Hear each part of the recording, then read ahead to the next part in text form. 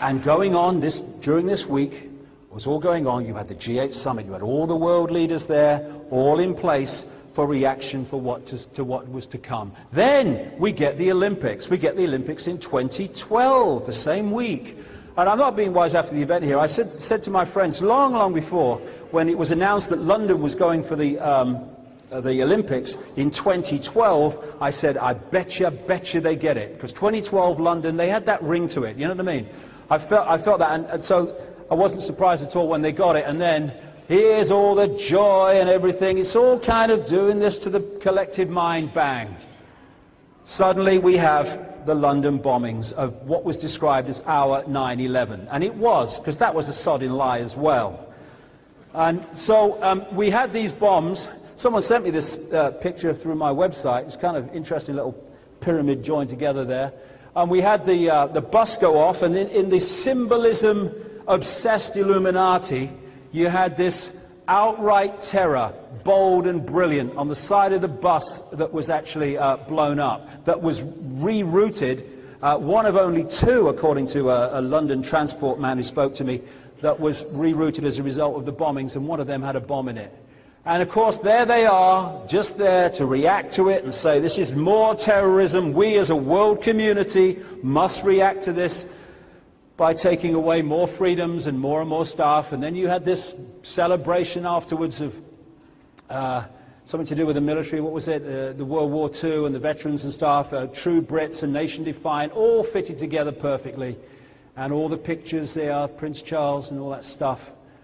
And it was been blamed on 4 Islamic extremists. It's kind of funny that when you look at the background, so many of these people are Islamic extremists. They don't seem too extreme to me. And the background before they hit the papers, you know, they're described as decent people. And this is another lovely one. And make sure you get your identity cards to be found after the bombs go off. Oh, we didn't need to find them because they had all their things on them. Oh, yeah. You didn't find that passport in New York, did you? There it is. I mean, it's child's play. This is Frank Gardner, BBC security correspondent. I do think it very strange that they were able to find these documents belonging to these bombers. Maybe they thought they were going to paradise, so it didn't really matter. But it allowed the police to trace where they came from very quickly. It was a strange thing to do. Yes, it was. I agree, Frank. And it's strange how Mohammed Attar did the same. Did you notice that? Left his bag.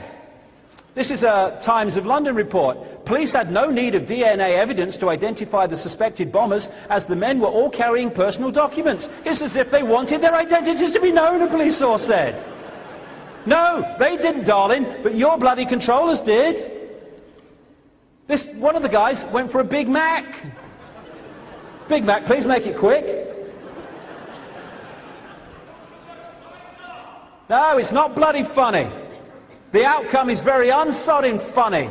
But the story is so ridiculous, and by showing it's ridiculous, it demolishes the sodding thing. It's taking it seriously that's the bloody problem. We had ridiculously few surveillance pictures in a city surrounded by bloody surveillance cameras of these people. And then there are other things. The bombers brought round-trip train tickets and paid for long-term parking for 7 days. That makes sense. Why would they leave extra bombs, as someone asked, in their hire car for the police to find? Well, same reason they had all their papers on them. The 4 men looked, the police said, like happy hikers, laughing and joking. Well, maybe that's what they were. Maybe they weren't going to bomb people. Maybe someone else did it. They talked about the times of the trains that in the media that they were probably on. The times of the trains that were quoted were cancelled from Luton into London. And again, this is another common theme. They said one of the masterminds of the London bombings was this guy Aswat. Well, it turns out that he's connected to British intelligence, as this report in America revealed. And when the okay, the picture's changed. That should be the Madrid bombings, the computer going haywire. But the Madrid bombings, the man accused of supplying the dynamite used in the Al-Qaeda train bombings in Madrid was in possession of the private telephone number of the head of Spain's civil guard bomb squad. If you look in this book, Alice in Wonderland, the World Trade Center disaster, there are many connections between people like Attar and the American intelligence network. What if, like Lee Harvey Oswald, who was also connected to the CIA, they were led to be in places with a story that led them to believe that they should be there, and yes, okay, I'll be there, because they were thinking it was something else, and suddenly they find themselves in the wrong place at the wrong time so that they can be blamed for something that the authorities actually did. I think there's a strong possibility. Benjamin Netanyahu, massively connected to the neocons in America. He was in London. He got a warning not to go to a hotel where he was going to give a speech near where one of the bombs went off before it went off. And then there's this guy, Halevi, former head of Mossad. He wrote an article for the Jerusalem Post on the day of the London bombings.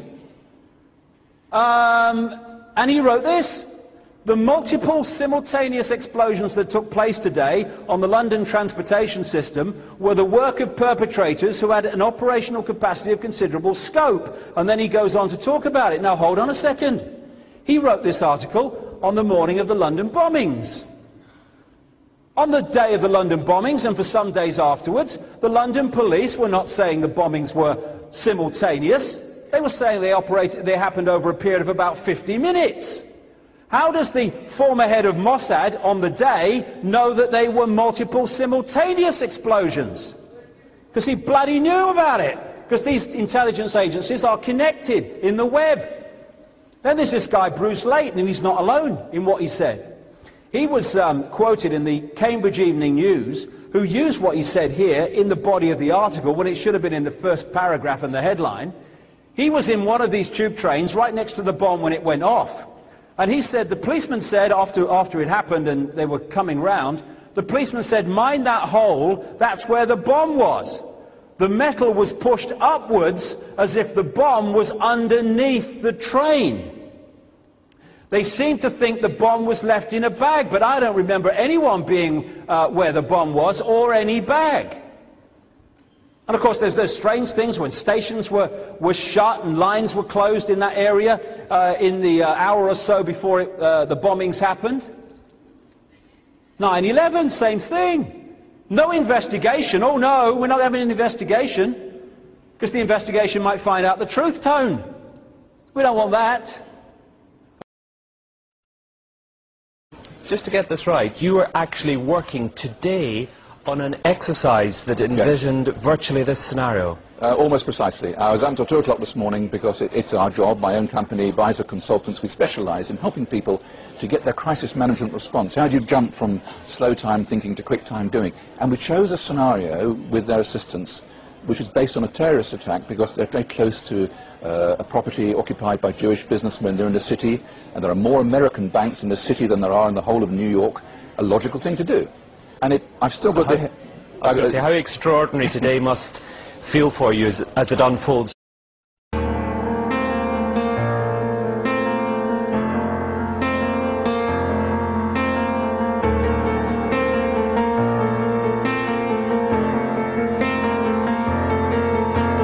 Dragged me back my ankles to the bottom of the ocean, that I'll stay forever till you come back from England. The London bound, the London bound, the London bound, the London bound. I'll stay up forever and try to call your number. You will last forever in the early days of winter. The London bound, the London bound, the London bound,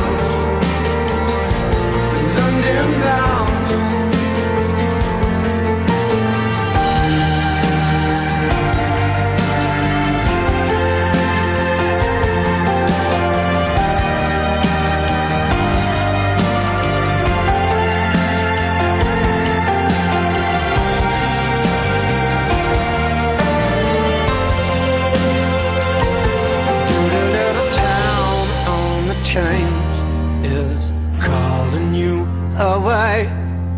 Oh.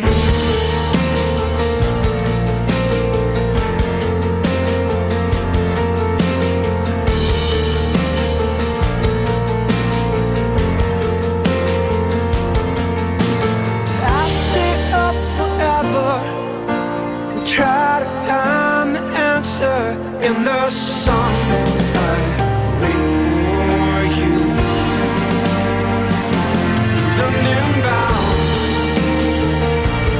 London bound, London bound, London bound.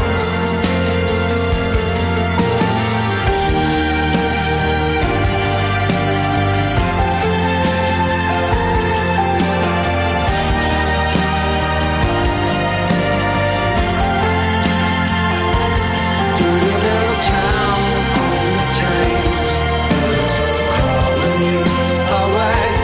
Dirty little town on the Thames is calling you away.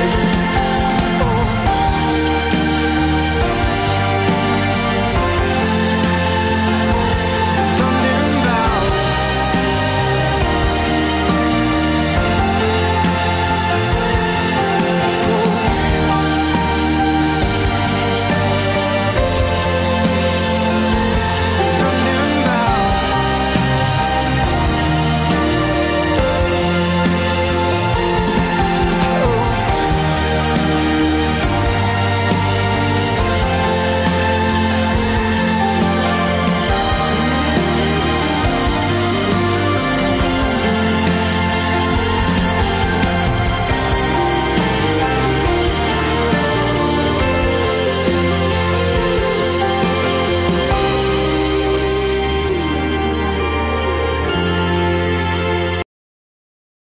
More thought now about these very unfortunate events. Let's talk to radio host and author Stephen Lenman. He's joining us on the line from Chicago.